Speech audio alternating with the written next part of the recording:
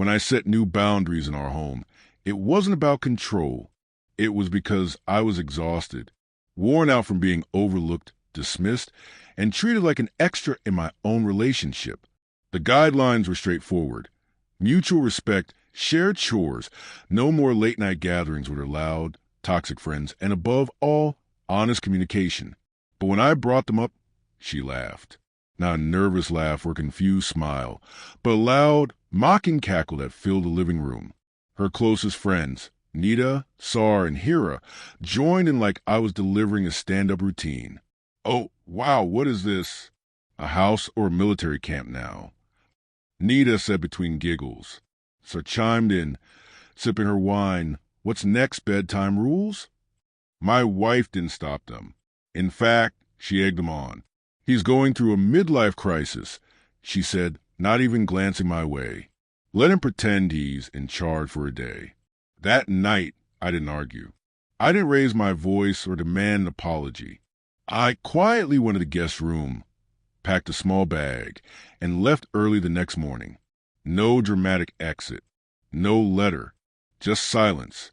Because I had come to a realization, one they hadn't. I was done.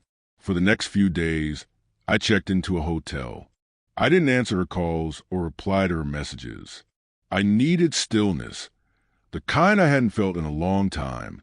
I walked alone, ate alone, and thought deeply about how things had unraveled. We used to be a unit. We used to respect one another. But gradually, her friends' opinions carried more weight, and mine seemed to fade into the background. On the fourth day, she sent a long message. No jokes, no sarcasm. Just a quiet, almost pleading note. "Please come home. I need to talk to you." I didn't respond right away. Not to punish her, but to protect myself. I wasn't sure if I was ready. But curiosity eventually overcame hesitation. That evening, I went back, ready for whatever was waiting. What I found took me by surprise. The house was immaculate. Her friends were gone. No more wine bottles, no blaring music, no mess. Just silence. She sat on the couch, eyes red, hands clasped tightly. "I'm sorry," she said softly. "I didn't realize how far I pushed you." She explained that after I left, her friends cracked more jokes, but this time, the laughter didn't land.